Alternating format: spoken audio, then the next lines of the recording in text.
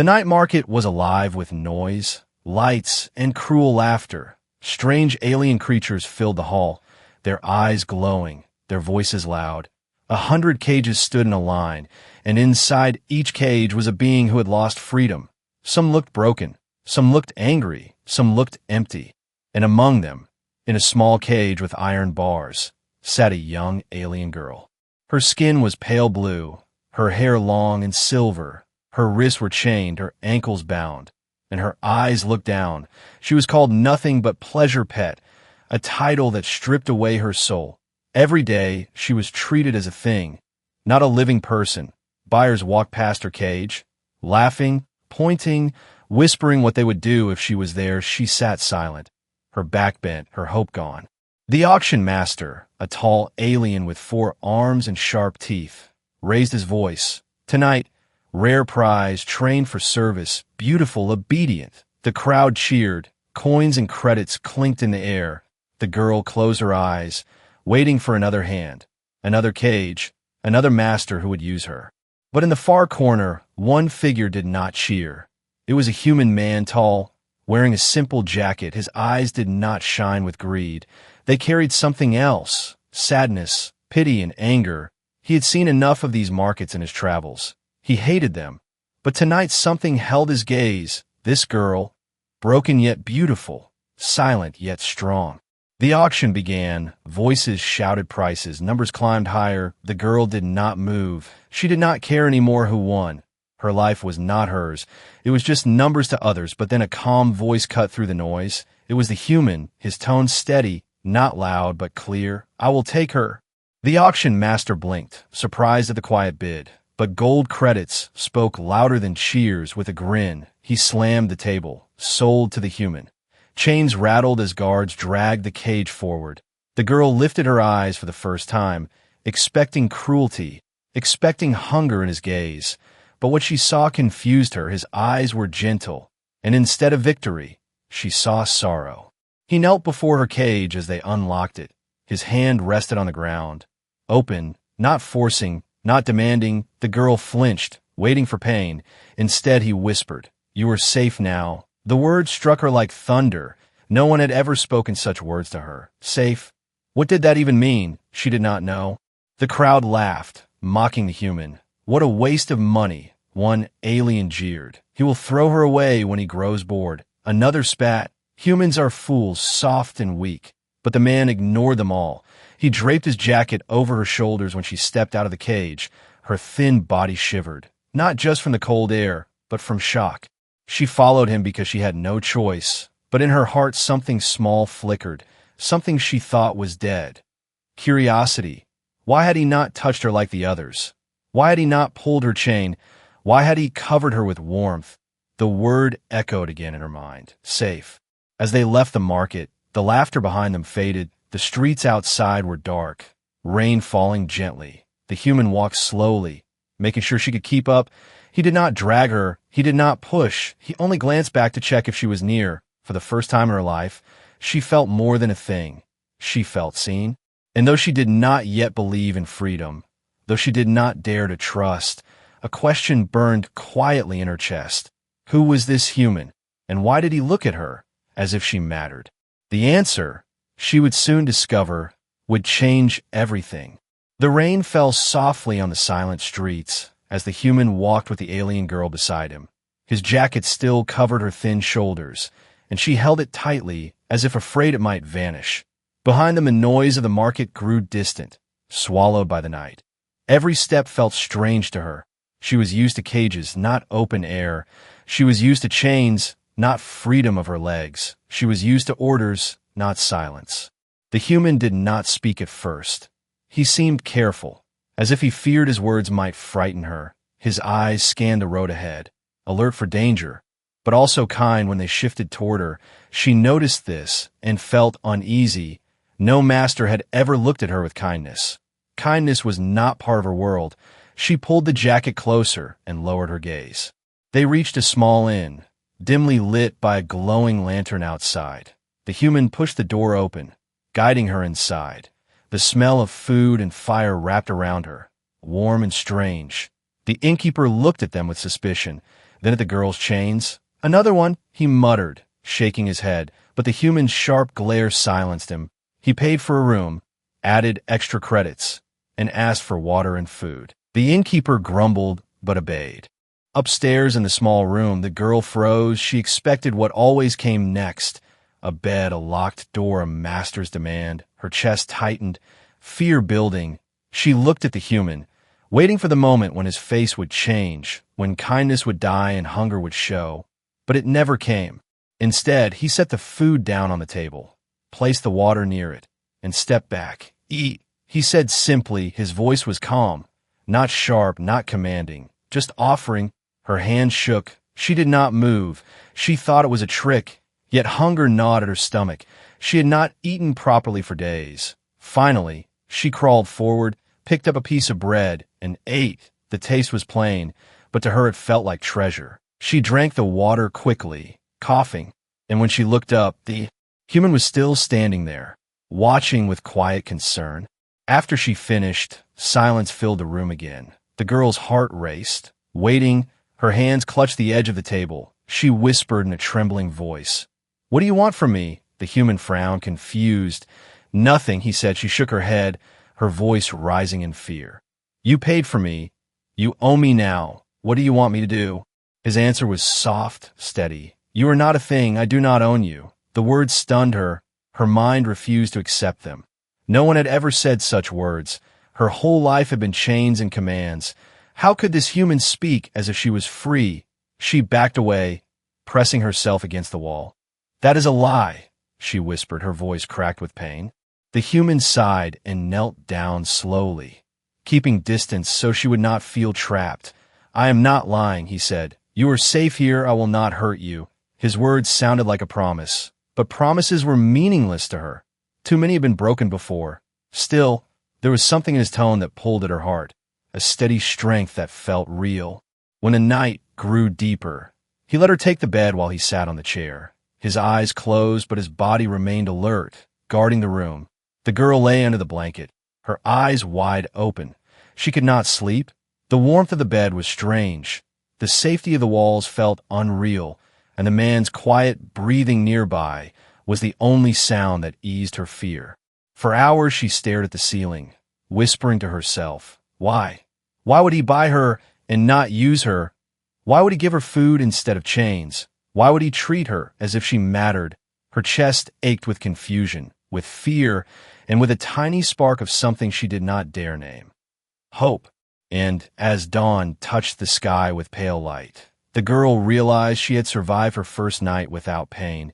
It was the first night she was treated not as a pleasure pet, but as someone, and though she could not yet believe it, she felt that her life was about to change forever. The morning light crept into the small inn room, golden rays slipping through the cracked window. The girl lay awake under the blanket, her silver hair spread across the pillow. She had not closed her eyes all night. Every sound made her flinch. Every shadow made her heart race. But no hand had touched her. No chain had pulled her. And that was something she could not understand. The human rose quietly from the chair, stretching his arms. He looked tired but strong. His eyes shifted toward her, and for a moment their gazes met. She quickly turned her head, ashamed, afraid. The word safe still echoed in her mind, but she did not know how to trust it. He spoke softly. "You should eat." He placed bread and fruit on the table, not forcing, only offering. She sat up slowly, clutching the blanket. Her chains rattled, reminding her she was still bound.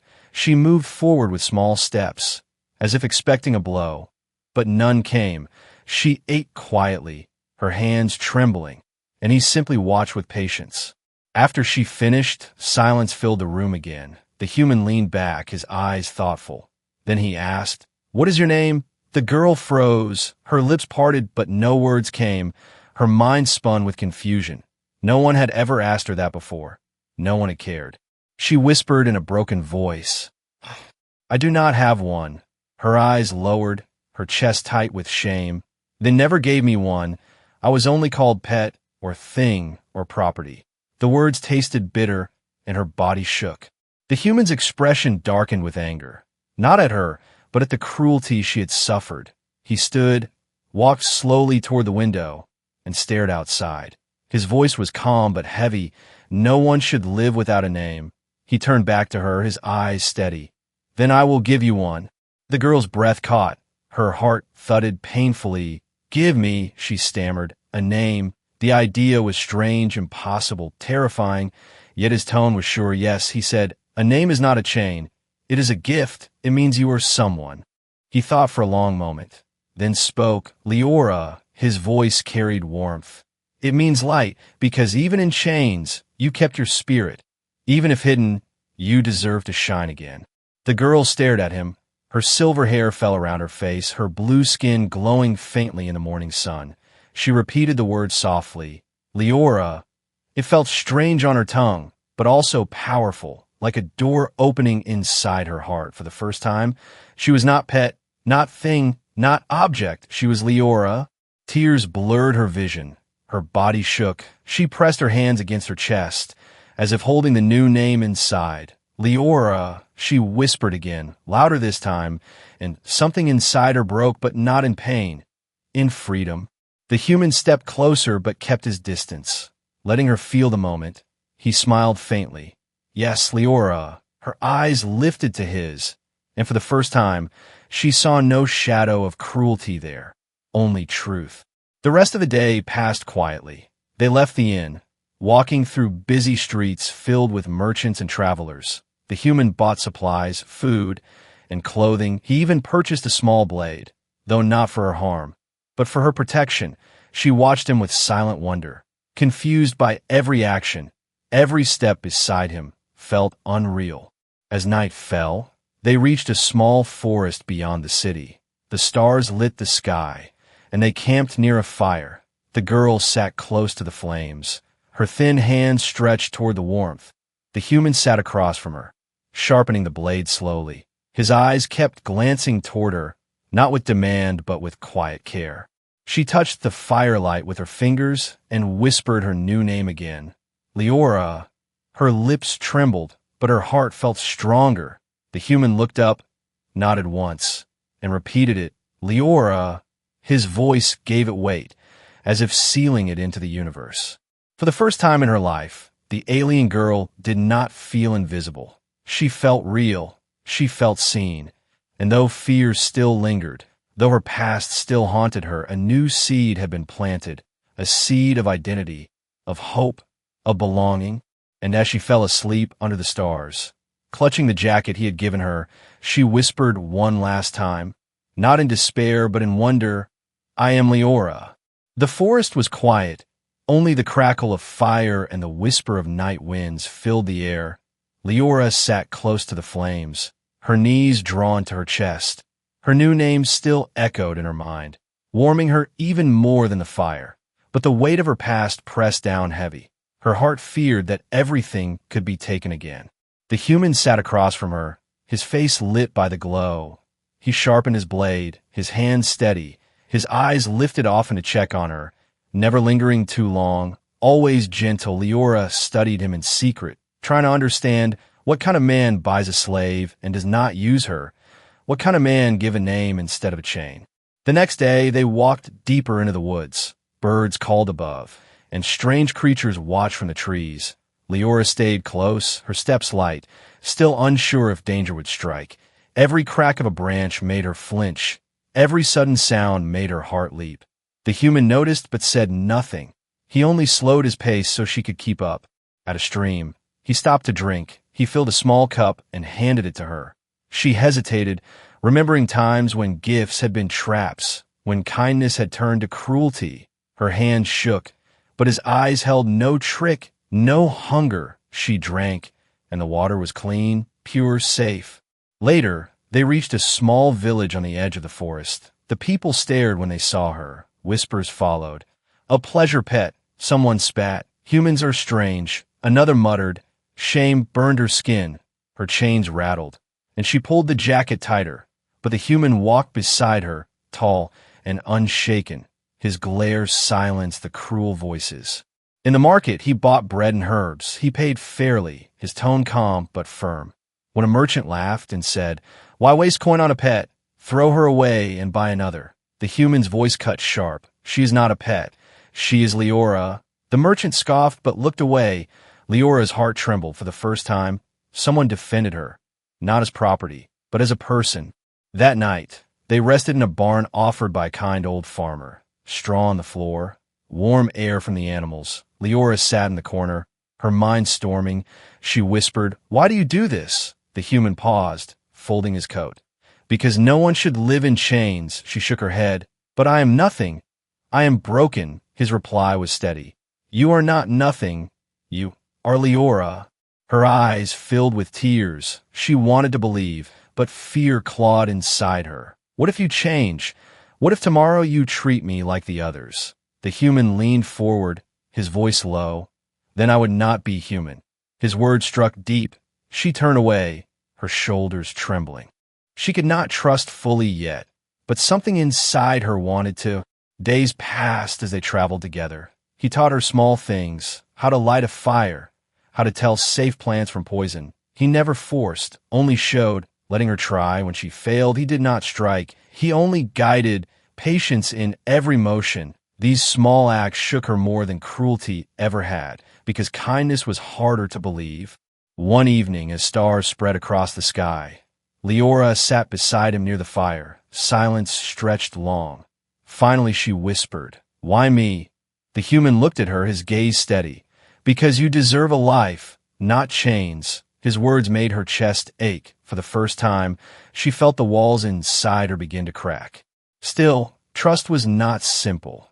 In her dreams, chains clanged, voices mocked, pain burned. She woke in the night, sweating, gasping. The human, instead of anger, placed a blanket over her and whispered, "You are safe." The word followed her into sleep, soft as a shield. Leora began to walk differently after that. Her steps were still light, but less from fear, more from strength. She carried her new name like a flame, small but growing. She still doubted, still feared, but for the first time, she dared to imagine that maybe, just maybe, trust was possible. The days of quiet travel could not last. Danger always followed chains once broken. Leora and the human reached a small trading outpost built of stone and iron. Merchants shouted, guards patrolled, and banners of alien houses waved in the dusty air. For a moment, Leora felt almost hidden among the crowd, but safety was an illusion. In the tavern, whispers began the moment they stepped inside. A blue-skinned girl with chains still on her wrists, a human walking beside her. It was enough to stir gossip. To most, she was still nothing but property, and property did not simply vanish without owners noticing. Word traveled fast, and the wrong ears were always listening. As they sat at a corner table, Leora ate quietly, her hands still shaking when she lifted food. The human spoke little, but his eyes scanned every shadow. Every instinct told him something was wrong. He had been a soldier once, and the air smelled like danger. That night, as they prepared to leave the outpost, the attack came. Torches lit the alleys. Armored aliens blocked the exits. Their leader stepped forward, a cruel figure with golden armor and a voice like poison. "There she is, my property, the pleasure pet you stole." His words cut the air, and Leora froze. Her chest tightened, terror flooding back. The old chains of fear clamped around her heart. The human moved in front of her, shielding her with his body. His hand rested on his weapon, his voice cold. "She is not property. She is Leora." The crowd laughed cruelly. A name, given to a pet. How foolish. The leader sneered. "Step aside, human. You cannot stand against us." But the human did not move. His eyes burned with fire. "Then you'll have to take her by force." The leader smiled, raising a blade, and the fight exploded. The street filled with chaos. Blades clashed, sparks flew. The human fought with the strength of a soldier and the fury of a protector. His movements sharp, precise. Every strike aimed to drive them back. Not for glory, but for her. Leora cowered at first, fear chaining her limbs. The sounds of battle pulled her mind into old nightmares. She could not breathe. She could not move. But then she heard her name, his voice calling through the clash of steel. Leora, her eyes widened. He was not commanding, not owning. He was reminding her, She was someone, she was more than a pet. Her fear shook, but her spirit pushed back. She grabbed a fallen staff from the ground. Her hands trembled, but she stepped forward. One of the attackers lunged toward the human's back, and she struck. The staff cracked against armor, not strong, but enough to warn him. The human turned, blocking the blow. His eyes met hers, pride flashing in them. "Good," he whispered between strikes. The battle raged, flames spread from overturned torches, shadows danced wild. The leader snarled, "You cannot keep her. Human, she belongs to us." His words echoed with power, but the human's answer was thunder. "She belongs to no one. She is free." With a roar, he clashed blades with the leader. Sparks flew as steel met steel. Leora stood back, her chest rising and falling. Her heart screamed with terror, but also with something new. Courage. She saw the man fight not for himself, but for her. Every cut he risked, every blow he blocked, it was for her life, her freedom, her name. The fight ended in blood and silence. The leader fell to the ground. His golden armor cracked. The others fled, their courage broken. The human stood over them, breathing hard, his blade red, his eyes fierce. Slowly he lowered his weapon. Turning to Leora, she stared at him, tears filling her eyes. Her hand shook around the staff she still held. He had risked everything, not for power, not for coin, but for her. She whispered his name softly, her voice breaking. "Why? Why fight for me?" He stepped closer, wiping the blood from his face. His voice was steady. "Because you are not a thing. You are Leora, and no one will ever take that from you again." His words wrapped around her like chains of light, not to bind, but to protect. For the first time, Leora felt not just safe, but strong. She had stood, she had fought, even if only with a trembling hand. And by his side, she had been more than a slave. She had been alive. The fire behind them burned bright. The night smelled of smoke and steel. And in that moment, Leora knew her journey was no longer about survival. It was about becoming. The flames from the battle still glowed in the night. Smoke drifted above the outpost, and the streets lay empty. Leora stood frozen, the staff still clutched in her hands. Her chest heaved as if every breath was a fight. The human wiped his blade, his movements calm but heavy. His eyes searched the shadows, alert for more attackers. But when no more came, silence returned. Only the crackle of fire and the faint cry of night birds filled the air. Slowly, Leora lowered the staff. Her arms trembled from the weight. She looked at him, her voice shaking. "You fought for me." He turned to her, his face hard from battle, yet softened by his gaze. "I would fight 1,000 more times," he said, "for you."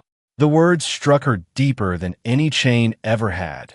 She lowered her eyes, tears spilling. "I was nothing. I was only a toy," she whispered. "Why risk your life for me?" He stepped closer, wiping blood from his hand onto the dust. "Because you are not nothing. You are Leora." The sound of her name on his lips steadied her. In the market, it had been a shield. In the fight, it had been a call. And now, it was the anchor that kept her from sinking into despair. She clutched the staff tighter, her voice breaking. "I was afraid, but I wanted to help." His lips curved in a faint smile. "You did help. Without you, I might have fallen."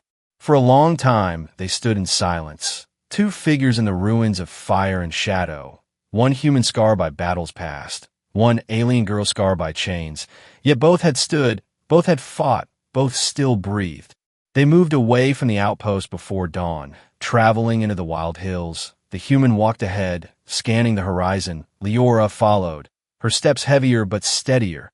She still shook from memory, but she carried something new inside, the memory of standing with him. Not behind, not beneath, but beside. In the hills, they found an abandoned stone shelter, broken walls covered in vines. The human built a fire, and she helped gather wood. At first her hands fumbled, but he guided her, showing where to place each branch. "Here, steady. Let the air breathe through." He explained. His patience was endless, and each small success lit her face with quiet pride. Later, as the fire warmed them, he tended his wounds. A cut along his arm bled slowly. Leora gasped. You are hurt. She hurried closer, panic in her chest. He waved her worry away. It is nothing, but she shook her head. No, you bled for me. I will not sit while you suffer. She tore apart her old chain cloth and pressed it to his arm. Her hands were clumsy, trembling, but her will was strong. He watched her, silent, letting her try, letting her care. When she finished, she sat back, staring at the blood on her fingers. Her voice was soft. I never thought my hands could heal. Only serve. He looked at her firmly. Your hands can do anything. You only need to believe it. The firelight flickered across his face, across hers, and in that glow, she felt something grow, a bond forged in pain, tested in blood. That night, as they rested in the shelter, Leora could not sleep. Her mind swirled with questions. She turned to him, whispering, Why do you stay with me? You could leave me. You could find others. Why carry my chains with you? He opened his eyes, his voice calm but strong. Because you are not a burden. You are a life worth saving. And because I chose this path, I chose you. Her throat tightened. Her heart pounded with a rhythm she did not know. She turned away, whispering her name again. Leora. Her lips trembled, but her spirit felt steady. She was not just surviving. She was becoming something more. As dawn broke over the hills, the human rose first, his figure cast in gold light. Leora watched him from where she sat, wrapped in his jacket. Her chest ached with something she feared but longed to embrace. Trust, she whispered to herself. Maybe he is different. Maybe this bond is real. And when he turned to her, smiling faintly, she believed it just a little more. The hills glowed under the rising sun. Mist drifted low across the valleys, and the air was cool and fresh. Leora stood at the edge of the shelter, her silver hair catching the morning light. She wrapped his jacket tight around her shoulders, still amazed that it was given, not forced. She whispered her name again, Leora, letting it echo against the silence. Each time she said it, her heart felt stronger. The human packed their few supplies, quiet and steady. His every movement showed calm discipline. But when he glanced at her, there was warmth in his eyes. She felt it every time, like fire cutting through years of cold. She had lived as a thing. Now she lived as someone, and the truth of it still stunned her. As they began their journey down the slope, the land stretched endless before them. Freedom was wide, terrifying, and beautiful. Leora walked beside him, not behind. Her steps were light, not from fear but from choice. She turned to him, her voice small but steady. Where do we go now? He looked at the horizon, his jaw set. Wherever we choose, no chains, no masters, only the road we make. His words struck her deep. Her whole life had been walls, cages, and orders. Now the idea of choice was more powerful than any weapon. They traveled for hours, stopping at a meadow filled with tall grass and wild flowers. Leora knelt among the blossoms, her fingers brushing their petals. She smiled faintly, the first real smile in her life. Beautiful, she whispered. The human sat nearby, watching her with quiet pride. Yes, he said softly, and so are you. Her cheeks flushed, and her eyes dropped, but her heart soared. Later, they built a small fire, sharing bread and fruit. Leora ate slowly, savoring each bite. For once, she did not fear it being snatched away. She looked across the flames at him, her voice trembling but bold. Why did you name me? Why did you give me love when the world gave me chains? He leaned forward, his gaze firm. Because names mean you exist, and love means you matter. You deserved both, always. Her eyes filled with tears, not of pain but of release. She whispered, I never thought anyone could see me. He reached across the fire, his hand open.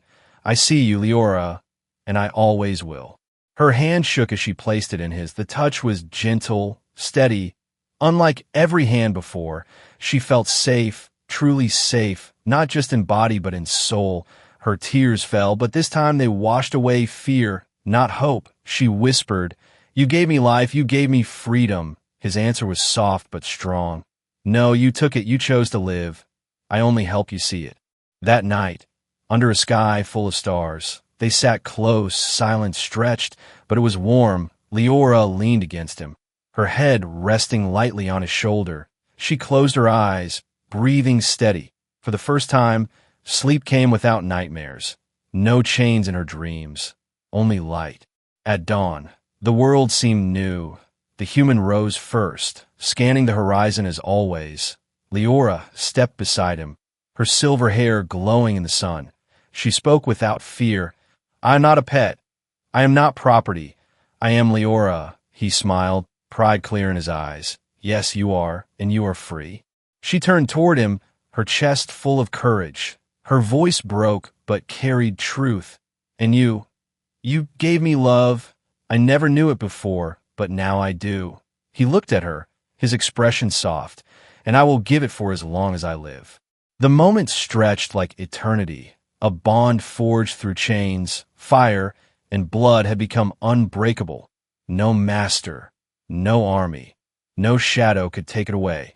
Together they stepped forward, leaving behind the past, walking into a future unknown but theirs. From nameless slave to Leora, from chains to freedom, from silence to love, her story had begun again. And this time, she was not alone.